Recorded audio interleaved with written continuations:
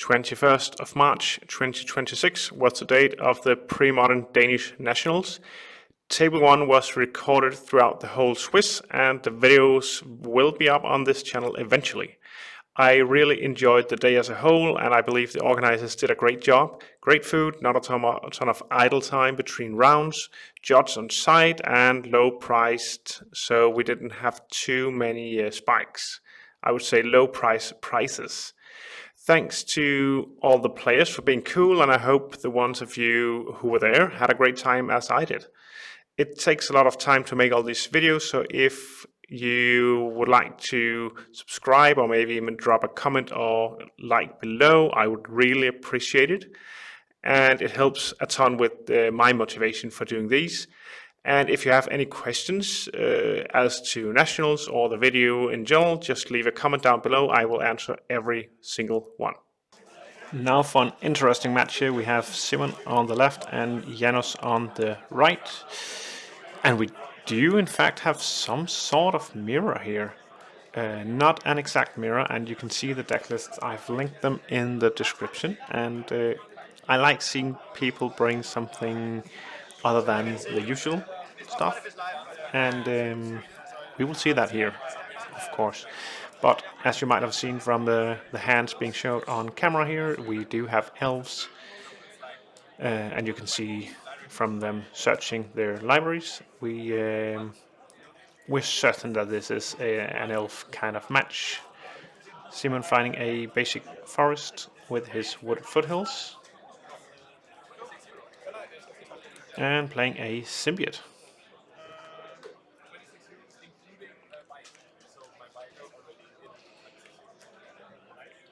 Okay. 2 mana. And here we see a priest. Priest is huge in the mirror, and we will see that come up later in the match here. But we do see this brushland, white-green painland being played from Janos, so we know that something weird is up.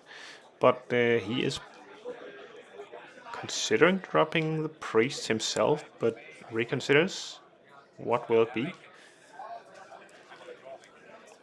From what I've heard, Janos is new in Premodern, but not new in Magic. And you see here why he's not new in Magic. He is one of the guys coming from old school to Premodern.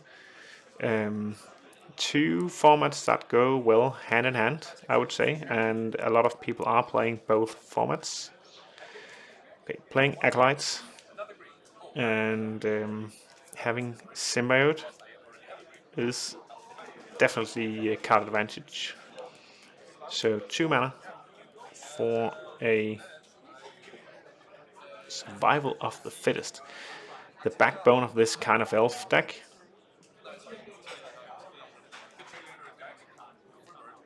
Mm, 3 mana here from Gaia's Cradle to Simon.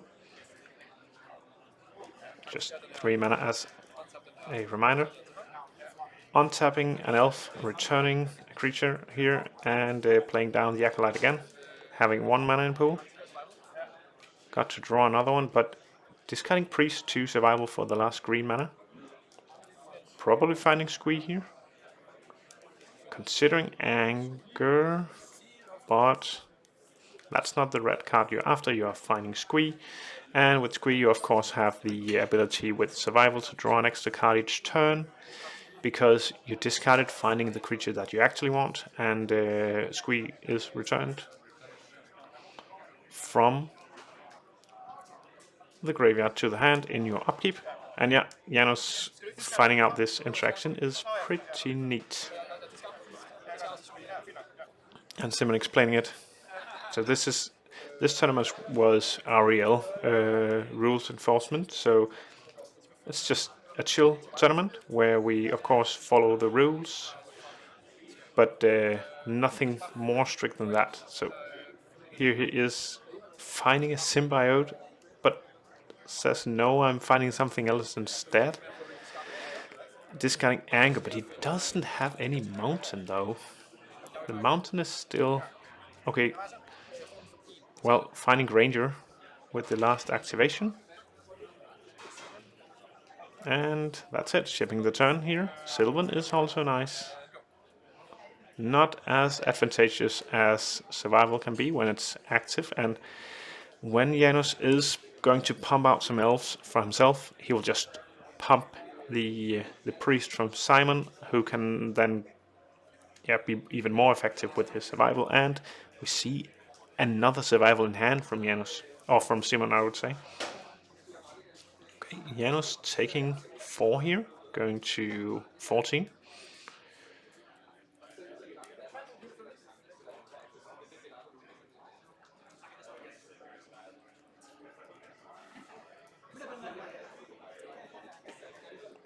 Dropping a priest and a cradle. So he has 1 more mana.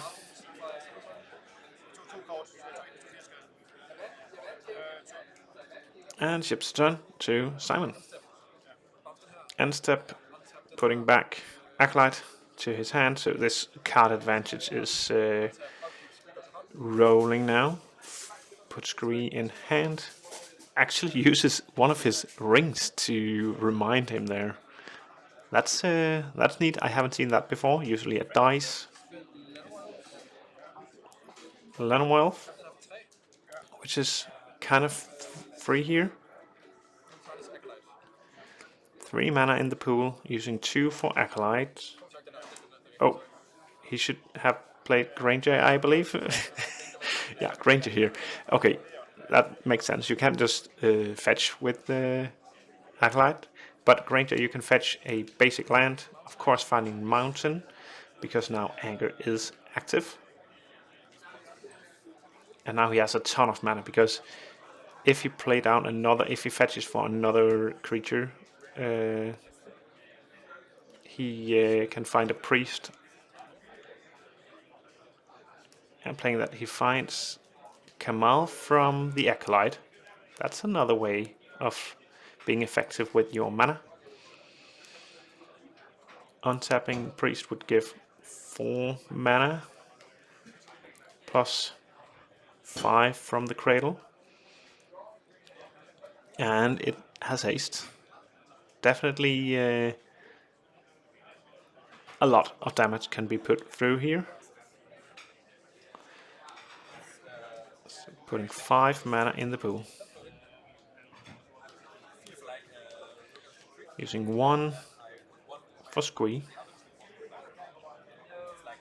Mastica would also be nice here. It could lock up the game for sure. With all that mana, he can just hinder Janus from taking any action. Like, hinder him from ever landing a creature. But, okay, finding another symbiote. I'm not an elf expert. If there are any elves experts, you could enlighten us with what you would have fetched in the different scenarios here. I'm not sure Simon is a veteran elves player, but he knows the tricks. He knows what he can do, it looks like. But when this deck gets going, it's just steamrolling here.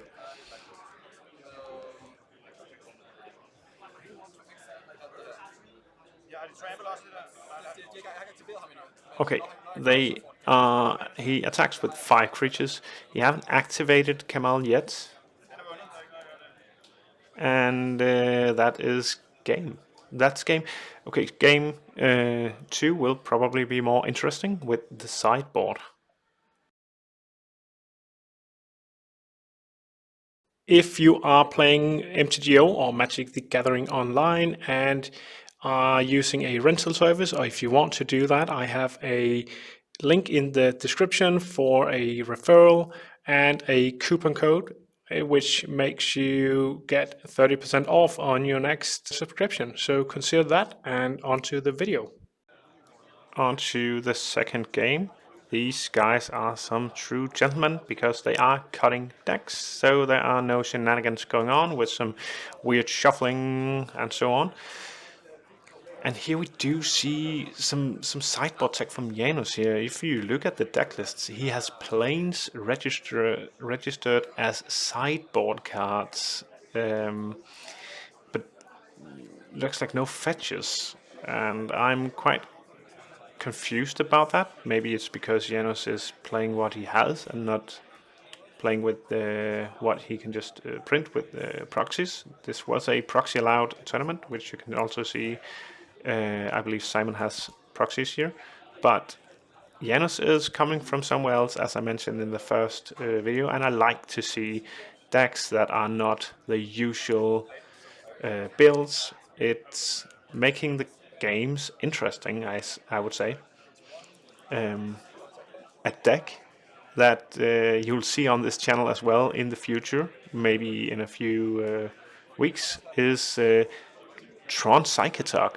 I'll not say any more, but crazy deck and difficult to beat actually. But that's the beauty of Premodern. The card pool is huge and people are creative. Okay, we see a lot of mana actually from Janos here. He has Priest being able to tap for 4 here, but he plays Kamal. He uses way too much mana here. Okay, now he's counting because Simon says, what are you doing? Why are you tapping so much?" Priest counts every elf on the field, so it taps for 4 here and not just 2. Quite insane in the mirror, as I spoke about in the first game. Okay, he taps like this instead. For Kamal. And what then? 1, 2, for another priest. Okay, so he knows now this is a powerful card. Maybe I should play another one. Acolyte Echo here, not being paid. Janos allows for Simon to actually activate one of the symbiotes, but in response to the trigger. So not in the end step, but in response to the trigger, which is a nice middle way. Maybe Simon was the one who just allowed that, but Acolyte, you need to pay Echo or it dies. If this was another level of rules enforcement, it would have just be gone. It was too late because you went to draw step and then it would have died. But Janos is a gentleman, so he allows it. But now what, Simon? What are you doing here? You do have a grip full of creatures, but just a lot of symbiotes. Not winning a game, but can certainly set up for a nice game-winning play at some point. A ranger is drawn. We see survival, it looks like, in the hand of Simon as well. The second card. Third card looks like a priest, maybe. I can't tell.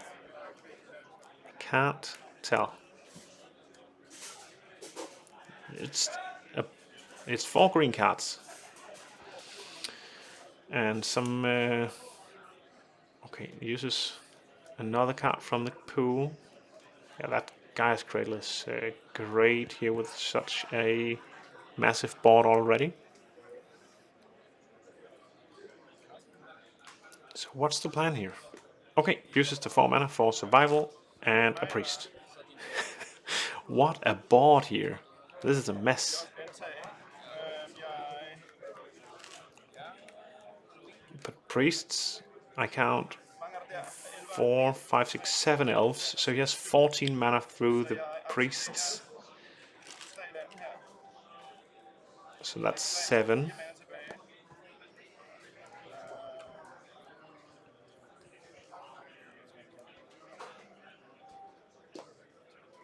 Seven mana from Janos. Maybe using Kamal's ability.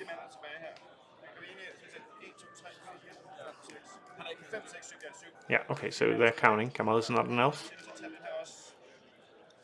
That's 14. Activating. 4 mana left.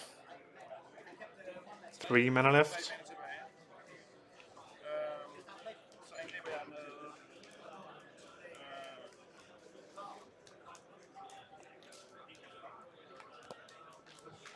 and swings. So all lands are creatures, and there's a pump effect. But how much is this? Not lethal. But they do trample. It's, what's it called? Is it overrun that this ability represents?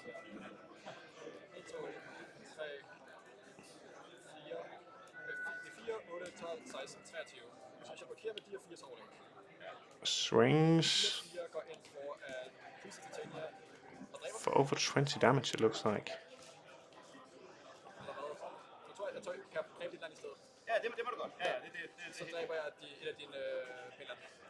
Okay, killing the painland with the block.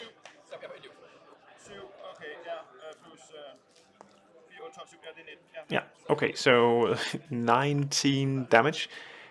Simon is at 1 life here, so has to stabilize. Don't know how you could ever do that, but probably involves maybe Masticore.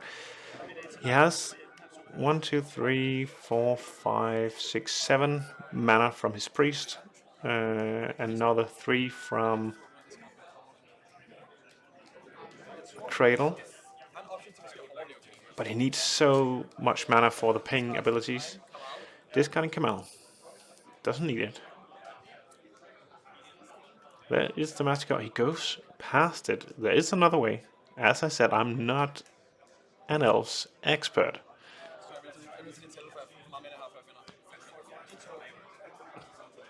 7, 10, 13 mana.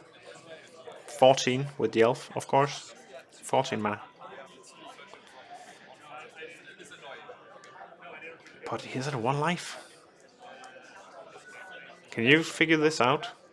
If you figure this out before I do, okay, he finds Masticore. I was right about that one, but is it enough? Is it enough here?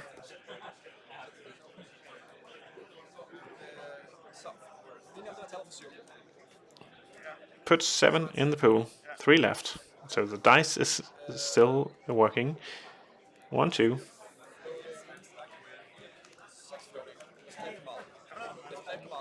3 damage on Kamal.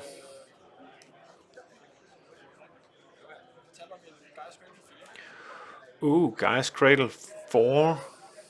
Could kill.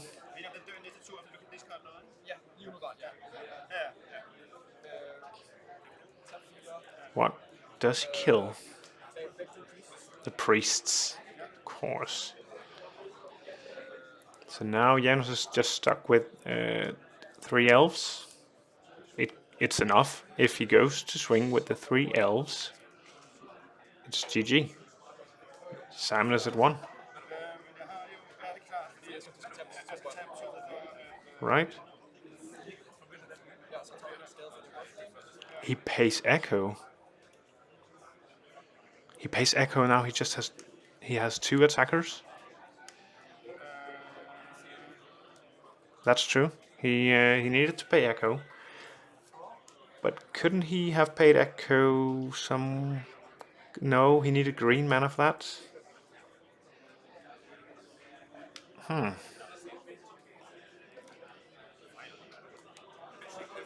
If Janos throws this, it just shows the power of survival.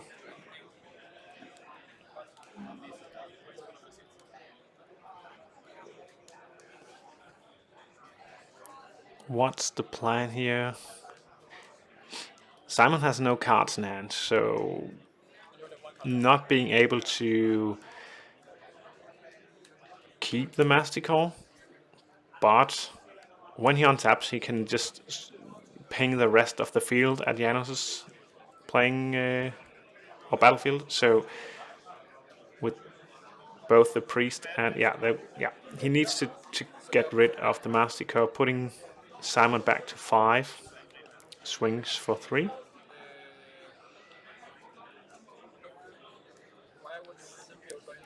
Symbiote for Acolyte. Fair trade here. And bouncing a Llanowar Elves before damage step, so that he can activate survival. Of course, I didn't see that. He uses, or he does go down by one. A land is not what you want to see here. Does he play the long game and go for squee, or does he find something else? He survivals. He could just find Hermit. He has the mana for Hermit, and Janos is empty-handed, so Hermit wouldn't be bad here. Could stabilize. Finds squee. Counting, does he have enough for squee? Find another Masticore. Masticore is also nice.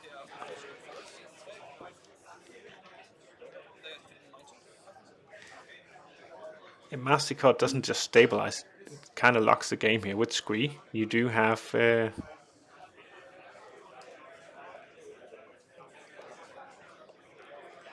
you do have the upkeep cost for Masticore with squee.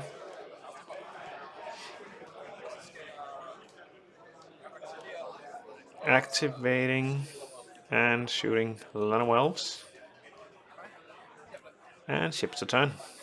Doesn't need mana for regeneration because there are swords you can't regenerate when it's exiled, and it's not taking enough combat damage. So just using all the mana is of course nice. Taking squee, discarding it to Masticore. The ring trick here. Just kill the elves and attack, I would say.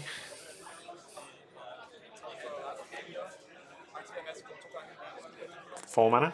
Killing the elves, swings for 4. And this game looks rough now for Janos. He put him at 1 life. So close.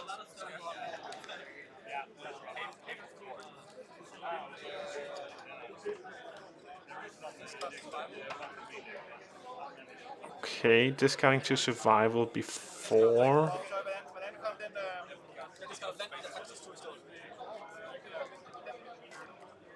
Oh yeah, he discarded. Yeah, sorry, he discarded another card for Masticore. With Scree and Masticore, you gain back, or pseudo gain back your original draw step. And there is a Hermit. And this is probably it.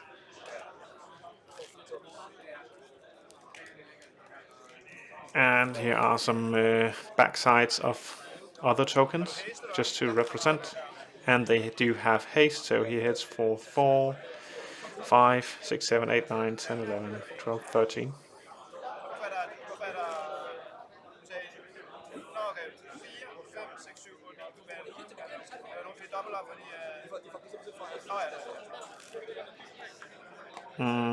That's not gonna cut it here. No out. And there's the handshake. Janos' deck, nice deck, but could be optimized with some fetches maybe. And I like the idea. Maybe not the best in the mirror, but probably kind of nice in some matchups.